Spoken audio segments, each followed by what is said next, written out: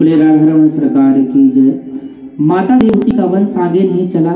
देवहूति माता 3 बहन थी, आकुति, देवहूति और प्रसूति। प्रसूति नाम की जो बहन है वो दक्ष नाम के प्रजापति से ब्याही गई।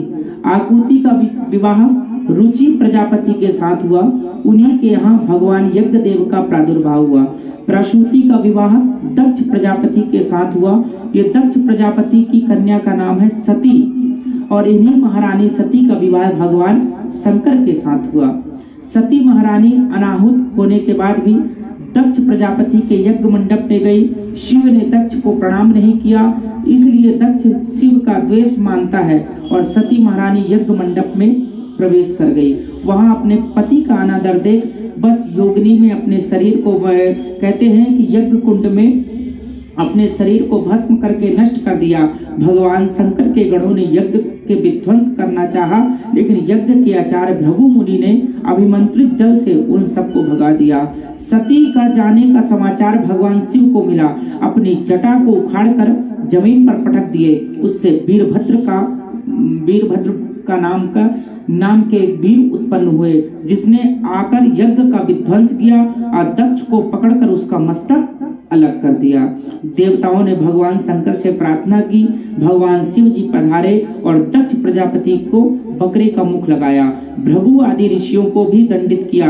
यज्ञ में जैसे ही अंतिम आहुति डाली गई तो यज्ञ में साक्षात नारायण प्रकट हो गए और श्री नारायण भगवान ने स्तुति की। शंकर जी नारायण का स्तवन करके सती के देह को लेकर चले।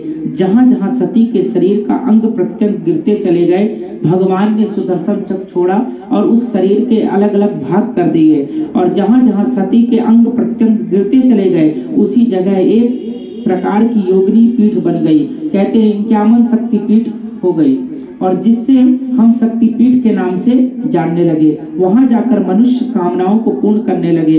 यह तो आकुति, देवहूति और प्रसूति ये 3 कन्याओं का वंश वर्णन हुआ है और स्वयंभू मनु की 3 कन्याओं के वंश का वर्णन हुआ। स्वयंभू मनु को 3 बेटियों के बाद 2 पुत्र भी हैं, प्रियवत और उत्तानपाद। इन्हीं उत्तानपाद राजा की पत्नी है सुनीति, जिनके गर्भ से ध्रुव ने अवतार लिया, जो मेरे गोविंद के परम लाडले भक्त हैं, कहलाते हैं। आदरणीय श्री मैत्री मुनि ने से विदुर जी पूछे कि श्री सुखदेव जी, परीक्षित महाराज ने कहा है ये प्रसंग हमें सुनाइए, हमें सुनने की बड़ी इच्छा हो रही है। प्रियव्रतोत्पानदा पादहु सतरूपाण पते सुतहु वासुदेवस्य कलया रक्षायं जगता स्थितो। प्रियव्रत और उत्तानपाद 2 पुत्र हैं। ये प्रसंग बहुत सुंदर है। मैं जरा स्पष्ट कर दूं। प्रिय यानी होता है अच्छा, व्रत यानी प्रतिज्ञा। अपने जीवन में जिसने सुंदर प्रतिज्ञा ली है कि वो है प्रियव्रत। और उत्तानपाद का मतलब होता है अपने कर्म के द्वारा जिसका पैर समाज में ऊंचा है, जिसकी प्रतिष्ठा ऊंची है, उसे उत्तानपाद कहते हैं। राजा उत्तानपाद की पत्नी का नाम है सुनीति। शास्त्र कहते हैं ना गृहम गृहमित्याहु गृहिणी गृहमुच्यते। वास्तव में घर को घर नहीं कहते, बल्कि गृहिणी को ही घर कहते हैं। जब वो आ जाती है तो वही आपके घर को घर बनाती है। जिस घर में नारी का अनादर हो वहां देवता भी वास नहीं करते हैं। कलकत्ते का एक बहुत बड़ा परिवार है। सेठ जी के विवाह के 19 वर्ष हो गए, बेटा बेटी कुछ नहीं हुआ। पत्नी बोली हमने सोच लिया है कि किसी रिश्तेदार के बालक को गोद ले लेंगे, आपका क्या विचार है? मैंने कहा मेरी बात मानोगे? तो दोनों बोले हाँ जी। मैंने कहा तुम्हें गोद लेना हो तो बच्ची गोद लेना, बेटा नहीं लेना, क्योंकि पुत्र कदाचित कुपुत्र हो सकता है, बेटी कभी कुपुत्री नहीं हो सकती है। पिता की इज्जत का ख्याल जितना बेटी रखती है उतना पुत्र नहीं रख सकता है। नारी का आदर्श जीवन है। पति के लिए, पिता के लिए, सासू के लिए, ससुर के लिए नारी का आदर घर में होना चाहिए। उन्होंने एक बच्ची को गोद में लिया, बड़ा खुशहाल परिवार चल रहा है। मैंने सुना है वो बच्ची अभी पिताजी के साथ आप ही शादी में संभालने लगी है। घर में पुत्र का होना जितना जरूरी है, बेटी का होना उससे ज्यादा आवश्यक है। बेटी घर में होनी चाहिए। उत्तानपाद राजा अपनी पत्नी का बहुत सम्मान करते हैं। बहुत आदर करते हैं। उत्तानपाद राजा एक बार सुंदर प्रांत भ्रमण करने गए एक सुंदर जंगल में। वहां के राजा की पुत्री को देखा जिसका नाम है सुरुचि। सुरुचि के प्रति आकर्षण हो गए। सुरुचि के साथ गंधर्व विवाह कर दिया, विवाह कर लिया और बोले हमारे घर चलो। राजा उत्तानपाद के घर में पहले से ही सुरुचि बैठी थी। आ गई, उसने राजा उत्तानपाद के घर सुरुचि आ गई। उसने घर में प्रवेश करते ही पूछा ये कौन है? मेरी बड़ी सुनीति पहले से ही थी, वहां पर सुरुचि आ गई। सुरुचि बोली यदि घर में रहेगी तो मैं नहीं रह सकती हूँ, इनको रखो या मुझे रखो। छोटी पत्नी के प्रति आकर्षण है, अभी सुंदर ब्याह के लाया है। ज्यादा होने की वजह से राजा ने बड़ी पत्नी को त्याग दिया और ऐसा मन में उनके गलत भाव जगा, सुनीति का त्याग दिया। सुनीति गर्भवती थी, एक पर्णकुटी में रहने लगी। वहां उसने एक सुंदर पुत्र को जन्म दिया। उस पुत्र का नाम है ध्रुव। कैसा अद्भुत बालक है, होनहार वीरवान के लखत चिकाने पात। कहते जो बालक होनहार होता है वो चाहे जंगल में जन्मे, गौशाला में जन्मे, कारागार में जन्मे, उसके पहले ही पैर पालने में ही पैर दिख जाते हैं कि कितना विद्वान होगा, कितना प्रभावशाली होगा। तो होनहार वृक्ष के पत्ते बचपन से ही चिकने होते हैं। माता सुनीति के मन में संकल्प किया इस बालक को यशस्वी, तेजस्वी, मनस्वी, तपस्वी बनाऊंगी।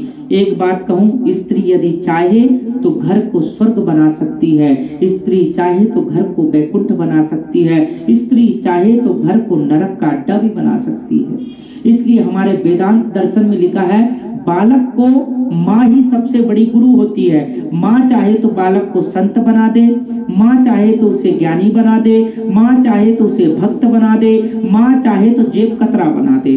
पहली गुरु जो होती है माँ ही होती है। कहीं कथा कह रहा है, मैं देखा कि सबके आगे कथा में जो बालक बैठा था वो प्रेम से कथा सुन रहा है। हम कथा सुनाते हैं, समय इतनी जानकारी तो रखते नहीं कि कौन प्रेम से सुन रहा है कौन नहीं सुन रहा है, ये तो चेहरे से जानकारी हो जाती है। 8वीं कक्षा का छात्र, 12 वर्ष का बच्चा बड़े प्रेम से कथा सुने, उसकी याददाश्त इतनी तेज है जो कथा में दिन में सुनाऊं शाम को सारी कथा मुझे बता दे। अगर आप किसी बच्चे को अगर कथा में ला रहे हैं तो धीरे धीरे उस कथा का प्रभाव उसके जीवन में भी जा रहा है और उसके मस्तिष्क में प्रवेश हो रहा है। आपने आज ये प्रसंग बताया है, ये बात बताई है, जिज्ञासु है। इस प्रकार मैंने देखा उसकी दादी जी तो झोंक लेती रहती थी, लेकिन वो बच्चा प्रेम से कथा सुनता है। छठे दिन की कथा विश्राम होने के बाद मैंने उस बच्चे की दादी जी से कहा, ये बालक आपके घर में कोई संत जन्म लेकर आया है, ये बालक कोई बहुत बड़ा योगी है, मनीषी आया है तुम्हारे घर में जन्म लेकर। जानते हैं उस बच्चे की दादी ने कहा, क्या बोले ठाकुर जी, मेरा पोता माला लेकर आपकी कथा में बैठता है, आपकी कथा इतनी प्रेम से सुनता है। महाराज मैं कथा तो नहीं सुनती पर बस इस पोते को ही देखती रहती हूँ, मुझे डर लगता है कहीं बाबा जी न बन जाए। अरे मैं कहता हूँ बाबा जी बन जाएगा, भगवत स्मरण करेगा, भगवान के जीवन की चर्चा करेगा। और बाबा जी तो अच्छा है, चोर डाकू जुआरी दरुआ न बने, ये कोशिश करिए। माता चिंता तो ये करो कि कहीं ये बालक चोर न बन जाए, कहीं डाकू न बन जाए। संत बनना तुम्हें मजाक समझ में आ रहा है, महात्मा होना तुमने हंसी खेल समझा है। अरे पीले वस्त्र को महात्मा नहीं कहते हैं, भभूति रमाने का नाम महात्मा नहीं है। महात्मा तो एक संस्कृति है, नाम है जिसने क्रोध को जीता, काम को जीता, सबसे प्रेम करता है, जो हमेशा सबकी भलाई चाहता है। ऐसा व्यक्ति यदि वो पैंट भी पहने हैं तो भी महात्मा है, धोती कुर्ता भी पहनता है तो भी महात्मा है, गोरा है तो भी महात्मा है, काला है तो भी महात्मा है, देसी है तो भी महात्मा है, विदेशी है। आज देखिए वृंदावन में 70 तो नहीं कह सकता हूँ, 40-50% विदेशी ही महात्मा बने हैं, गीता का ज्ञान देते हैं। देखिए वो बाहर से आकर हमारी संस्कृति को उजागर कर रहे हैं और हम लोग यहीं पर रहकर अपनी संस्कृति को डुबोने में लगे हुए हैं। तो कोशिश ये करें, चाहे पेंट में रहें, चाहे फुल पेंट में रहें, चाहे जींस में रहें, चाहे आदि वस्त्रों में रहें, लेकिन भगवान की भक्ति हमें करते रहना चाहिए। हमारा विचार ऐसा रहे कि भगवान के प्रति हम समर्पण रहें।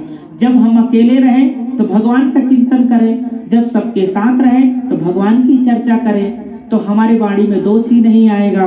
तो इसलिए महात्मा कोई चंदन लगाना, भगवा रंग का वस्त्र पहन लेना आदि आदि सब करने से महात्मा नहीं होता है। महात्मा झूठ ना बोले, महात्मा कपट ना करे, महात्मा किसी की निंदा ना करे, इस प्रकार का व्यक्ति महात्मा होता है। तो महात्मा तो एक संस्कृति का नाम है। ये क्यों सोचती हो मैया ये महात्मा हो जाएगा? कहने का भाव है माँ चाहे तो बच्चे को कुछ भी बना सकती है, इसलिए माँ को चाहिए बच्चे को सुंदर संस्कार डाले। माता सुनीति जहाँ कहीं सत्संग में जाती तो नन्हे से बालक को ध्रुव को गोद में लेकर जाती थी।